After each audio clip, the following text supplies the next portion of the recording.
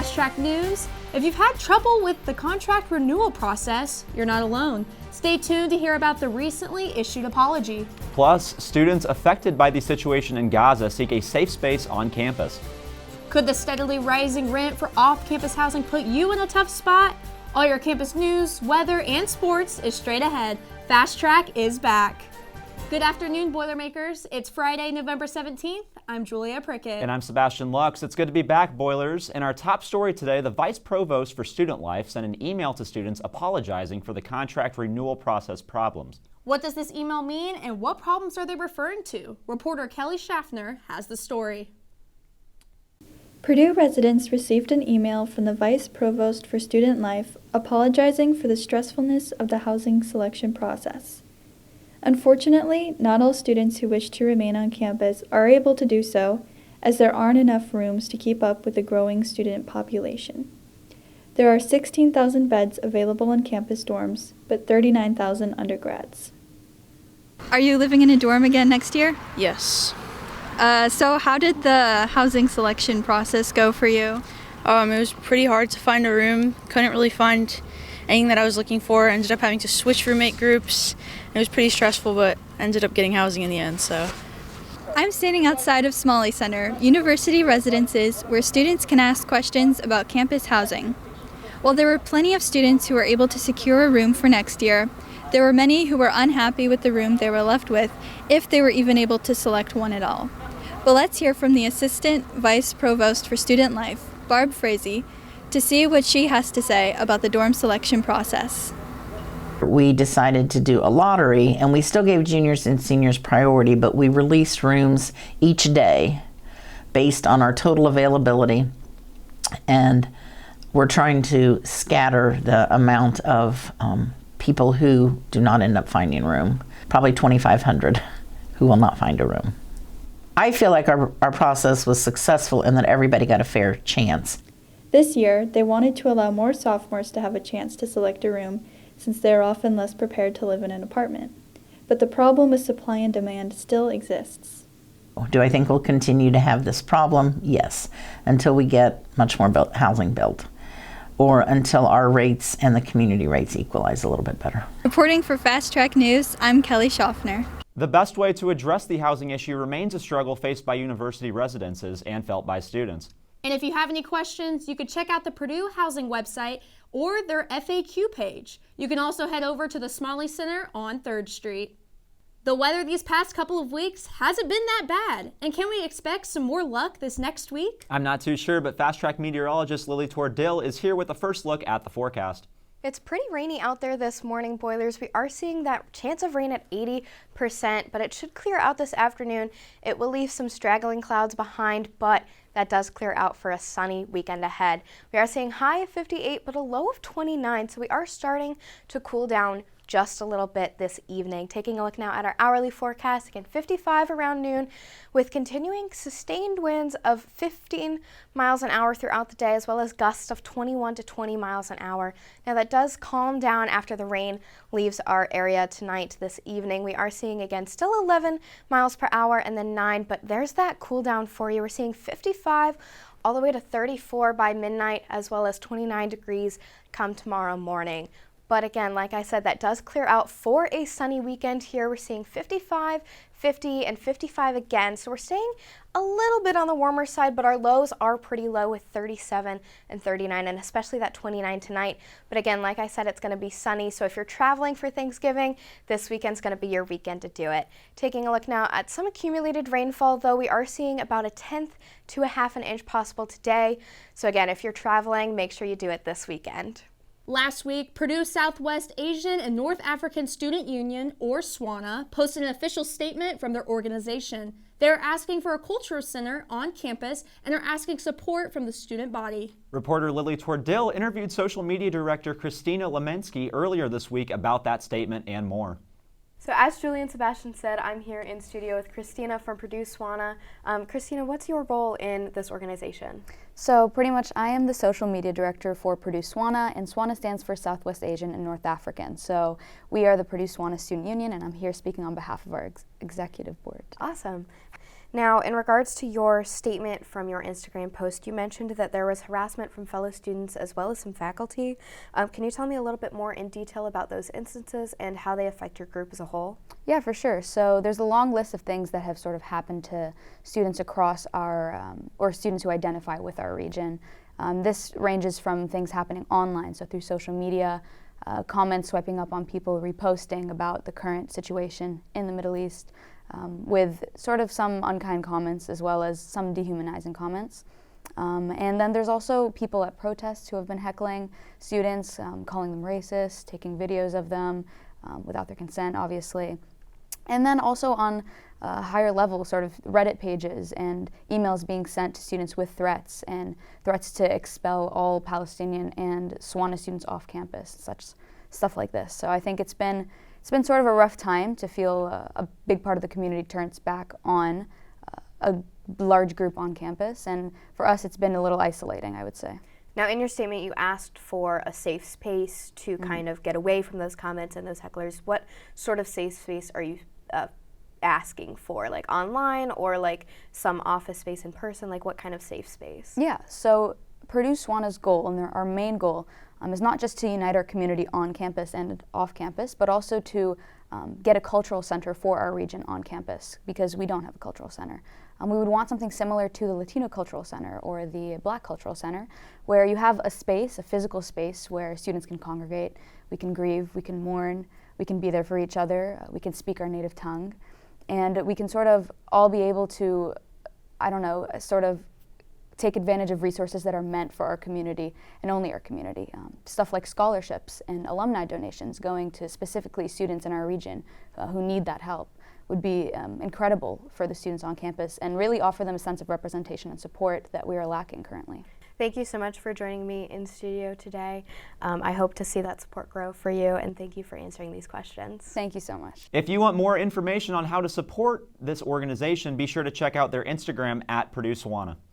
Up next, familiar with the climate pattern known as El Nino? No, not many are. Stay tuned to find out. And still to come, with off-campus housing prices increasing, what should Purdue students do? All this next. 3, 2, 1.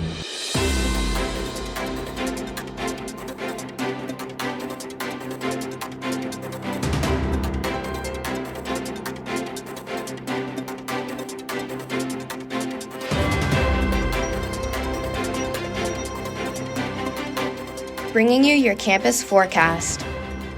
I'm Julia Prickett. I'm Veda Kirsch. I'm Lily Tordill. We are Fast Track Weather. Looking forward to our winter season, an unexpected twist in the weather has caught our attention. Temperatures are unusually warm, and it's looking like it might affect our winter plans. Reporter Veda Kirsch has more on the El Nino. As West Lafayette is gearing up for the winter season, we've been noticing some unusually warm weather, and El Nino might be to blame. But what is El Nino? To get some answers about this climate phenomenon, I spoke with Dr. Kevin Gray, who is a visiting professor in the Atmospheric Science Department here at Purdue. So first, to understand El Nino, we need to think about how the sun warms our oceans. We get less of that warm ocean water pooling over Asia, and rather we see more of it in the eastern Pacific, closer to South America. For the first time since 2016, what does warmer waters in the Pacific mean for the climate and the weather? It all starts from where the thunderstorms are found over these warm ocean waters. Those thunderstorms are then going to feed back onto our atmospheric waves. Because of that, we can get these atmospheric patterns that remain rather than in a normal year without El Nino. What kind of weather patterns will we be experiencing? I asked current student Gino Nicholas for his best forecast. Do you know what El Nino is? Yeah, isn't it like when there's like more rainfall or like more precipitation than like normal? Gino had the right idea, just the wrong latitude. Generally, wetter conditions in the southern United States. Here, we can expect drier than normal conditions. Less rain, but also probably less snow as well. While some students will be missing the snow, others are happy to hear about this year's El Nino. I'm honestly okay with it because I like to walk around campus and it's nice when it's warm out. So I'm also okay with it right now, but I think when it's like December, I want to go skiing, so I prefer the snow.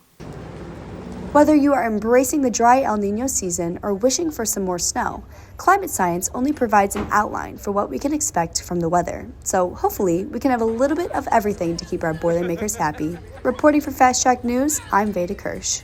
Well, there goes any hope I had for a snow day this semester. Well, at least we know we can blame it on whoever El Nino is. Hey, Julia, do you notice a trend in off-campus housing becoming pricier and pricier each year? I know my rent has gone up. And I know mine has too. And I know it continues to rise as well. And how does this stack up against other Big Ten schools? Reporter John Waterworth has the story. When the question of what it takes to be a Boilermaker is asked, many people have many different responses. Brains, grit, maybe even a big checkbook with how much rent has gone up in the area over the last few years. But how does our rent here in West Lafayette compare to some other Big Ten schools? West Lafayette sits comfortably tucked away in rural Indiana, yet we rival numerous high-profile places for rent due to the high enrollment from Purdue the last few years.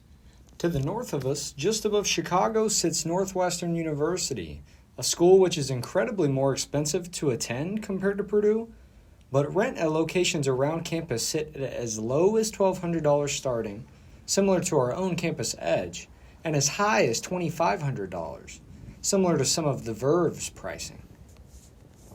Across the country at UCLA, students are paying as low as $800, but as high as $4,000 for apartments. Though both of these universities are much more expensive in both living costs and tuition, living costs because of their high-profile locations, it begs the question, how does rent compare for West Lafayette to major cities? But that's for another time.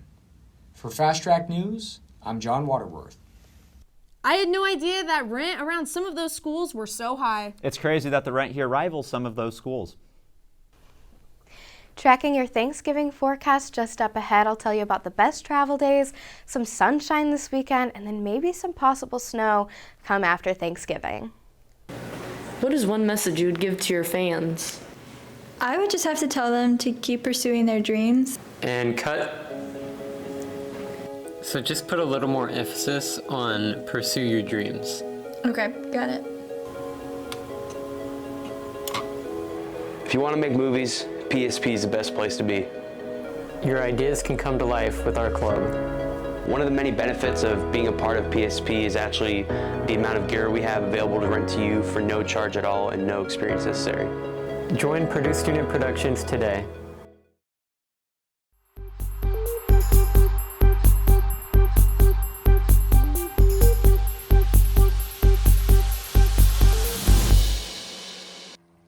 Well, it's a rainy one out there this morning, Boilers, but we are seeing that rain clear out this afternoon, leading to some sunshine this weekend. Now, we've seen the sun several days this week, so this rain is just kind of a one-off here. We've got a high of 58, low of 29 this evening, so we are seeing a cool down overnight and for the next few days, but those 50s will stay pretty consistent here. Taking a look now at our hourly forecast, again, 55 as our high today with 44 at 6 p.m. and leading to 34, and then again that 29 as a low come tomorrow morning. Now again, that rain clears out this afternoon. We do see some straggling clouds behind, but sunshine does come up for Saturday and Sunday as well. Taking a look though at the gusts of wind, we've got gusts of up to 20 miles an hour throughout this afternoon until the rain leaves our area. So just keep in mind that it may be a bit windy out there today. Now we are seeing again 55, 50, and 55 this weekend. So 50 is pretty consistent, as well as some 30s for our lows. We've got 29, 37, and 39. But again, even though it's a little chilly out there, we've still got that sunshine for you Saturday and Sunday. So if you're doing any Thanksgiving travel, this weekend is your weekend to do it, because we do see some clouds and some rain return next week. Here's a look now at the accumulated rainfall that we're seeing for today. We're seeing about 1/10 of an inch to 1/4 of an inch possible. But again, not much. Most of it's pushed off to our east here in Ohio and West Virginia. Now we're seeing, again, that rainfall come in today and tomorrow, and then through Saturday, Sunday, it's clear. But late next week or mid next week, we are seeing some rainfall return here. Here's Monday as well into Tuesday with that rainfall coming back in. So again, if you're traveling and you want that sunshine, Sunday and Saturday are your days to do it. Now here's a look at late next week. Again, we've got that rainfall coming through. Hopefully a sunny Thursday here on campus.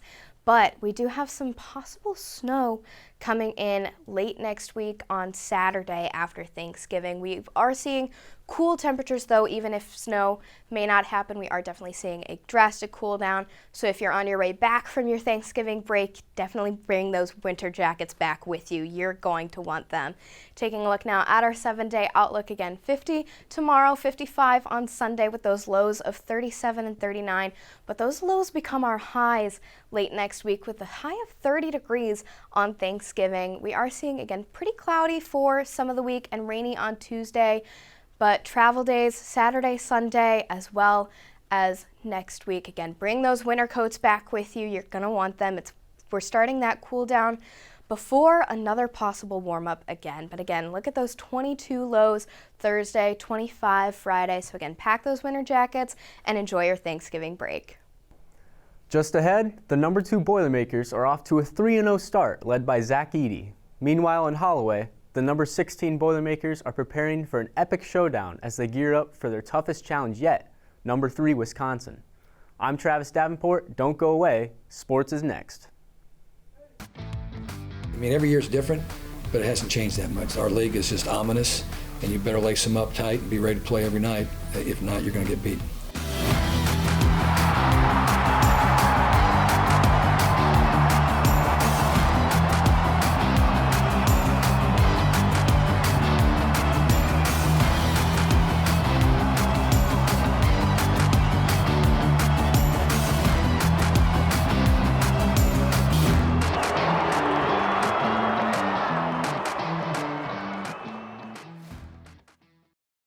Welcome back to Fast Track Sports.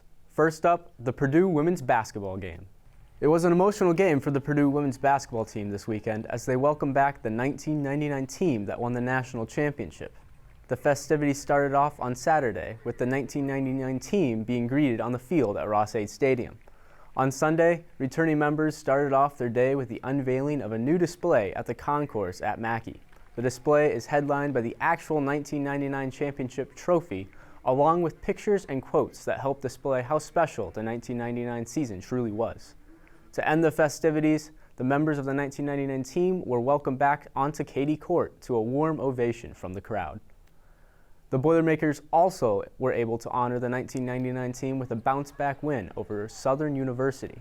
Madison Layden led the way, scoring 21 of the 67 points for the Boilermakers. Layden shot 83% from the field, hitting 4 threes on 36 minutes of play. Some other Boilermakers with solid nights were Abby Ellis with 14 points, Mary Ashley Stevens with 13 points, and Caitlin Harper with 10. Purdue shot an impressive 55% from the field in the second half. The win over Southern University improved Purdue to 1-1 on the season. Purdue volleyball had a dominant night over Michigan State to improve to 17-8 on the season and 11-5 in the Big Ten. Michigan State was able to pull out the first win in the first set, but the Boilermakers came roaring back to win the next 3 and put the Spartans away. Chloe Chacon led the way with 18 kills, while Ava Hudson was not far behind with 16 of her own. Raven Colvin also had a solid night, sporting 12 kills and 6 blocks.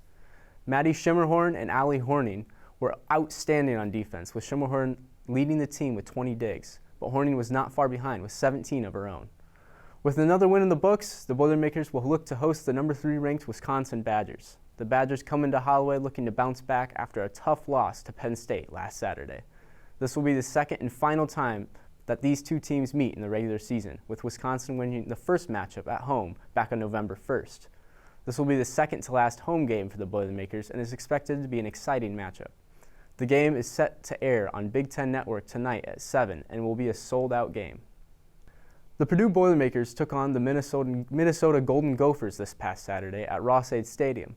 The Boilermakers were coming off their 4th straight loss on Saturday and were said to be underdogs in the matchup with the Golden Gophers.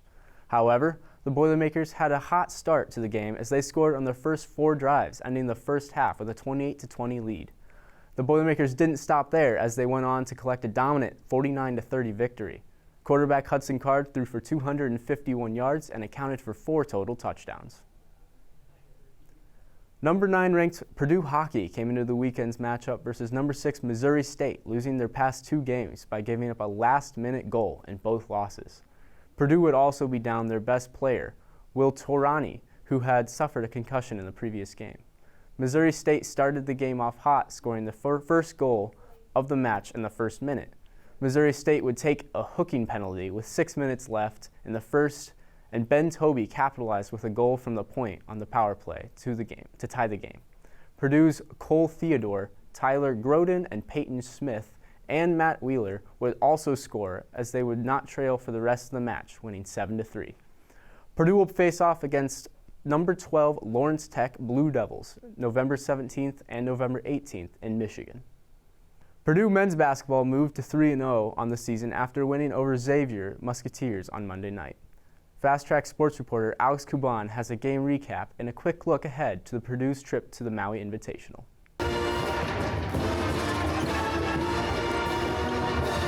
Last Monday, Purdue faced their first test in the non-conference schedule when they took on Xavier. This game was a part of the Gavitt Games, an annual challenge between the Big Ten and the Big East. The first half saw Purdue build a lead off forcing turnovers and converting exciting plays in transition. Xavier kept the game close as they nailed a variety of contested jump shots against the Purdue defense. Matt Painter said forcing them into tough shots was a part of the defensive game plan. You know, we're big on trying to keep the ball out of the paint. We're big on not fouling, staying into ball screens, not letting them get, clean threes, and really forcing them into those tough runners, floaters, especially oversized. Freshman wing Miles Colvin added 2 threes in the first half, including a huge one before the buzzer to give the Boilers momentum heading to halftime. Purdue kept up the defense in the second half. On the first play out of the locker room, Fletcher Lawyer intercepted a pass and took it the other way for a layup. Throughout the game, Xavier had no answer for senior center Zach Edey. Edey finished the game with 28 points and 11 rebounds. After the game, Fletcher Lawyer talked about Edey's dominance and how the team plays off of him. I think just finding different ways to get it to him and Caleb and Trey Kaufman down there, it's going to be lethal, and then it's going to open up a lot of space for us to make more shots. After having the lead cut to 5 with 13 minutes left, Purdue dialed it in and went on to maintain a double-digit lead the rest of the game. Purdue walked away with an 83-71 win and gained valuable experience heading into next week's Maui Invitational. The Boilers head to Hawaii to compete in a field that features 5 teams ranked 11th or better. Junior forward Caleb First knows that the tournament will make the team stronger going forward. Going against teams of that caliber, at neutral sites like that, it'll be a great opportunity and a great environment, something that we're definitely looking forward to. If the Boilermakers leave Maui with the trophy, they will undoubtedly be ranked first in the country. Reporting for Fast Track News, I'm Alex Kuban. That's a wrap for sports, but stay tuned. Fast Track will be right back after this quick break. What does it take to be a Purdue tour guide? You've got to know your history.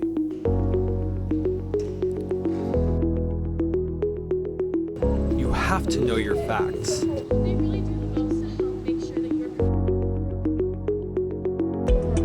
You've got to have that Purdue spirit.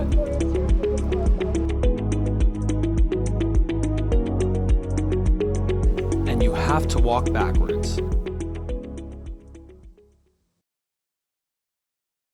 With Thanksgiving break coming up, I'm getting excited for all the delicious food, especially the mashed potatoes and gravy. And my favorite's got to be the noodles every year. And for our question of the week this week, reporter Sydney Hollinsworth went to Memorial Mall and asked students about their favorite Thanksgiving dish. I was getting about to be a Thanksgiving break. What is your favorite Thanksgiving food? Probably the mac and cheese that my family makes because I'm vegetarian, so I can't eat like half of the food that they serve. It'd probably be pumpkin bread. What is your favorite Thanksgiving food? You know, I mess with a good mac and cheese. I love just classic stuffing, nothing too crazy. I'd have to go with cherry jello. We always do that down south, so I'm from Dallas, Texas. So it's the thing my mom always made growing up, so that's what I'm looking forward to the most. Oh my goodness. Let's see, I'm a vegetarian, so I always try to find like good turkey alternatives. So for me, it's like tofurkey, stuff like that. So I don't know, maybe specifically like Trader Joe's has a really good like alternative turkey. That's probably it. Yeah.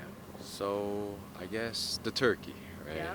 It's something that you share with your warm family, and something that we cook together too. For me, I celebrate with my friends, and we got to pick out the turkey itself, and we got to cook it together. So yeah. Ham for sure. Ham, not turkey. No, not really a turkey person. Well, my family makes the sweet potato casserole. It has marshmallows on the top. It's the sweet potato. It's essentially mashed sweet potato, and then you put the marshmallows on in a big layer, and you put it in the oven, and you bake it, and they melt. Well, after a rainy one today, we are looking at some sunshine come Saturday and Sunday. Again, highs of 50s for the next few days, but those lows in the 30s become our highs late next week for a cold Thanksgiving. Looking at those lows 22 and 25. Now, if you're traveling out for Thanksgiving break, again, Saturday and Sunday are going to be your days to do it, but make sure you bring back your winter jackets with you because you're going to want them come Saturday next week. It's not on here, but we are seeing way drastic cooler temperatures and some possible snow. And if you can't get enough of Fast Track, make sure to check out our socials. Follow us on Instagram at Purdue Fast Track News, and stay tuned for all the latest news, weather, and Purdue sports. Well, that wraps it up for today. It's going to be odd not being here next week, but Fast Track will be back in just short 2 weeks. I'm Sebastian Lux. And I'm Julia Prickett, and have a great weekend, Boilers, but an even better Thanksgiving break.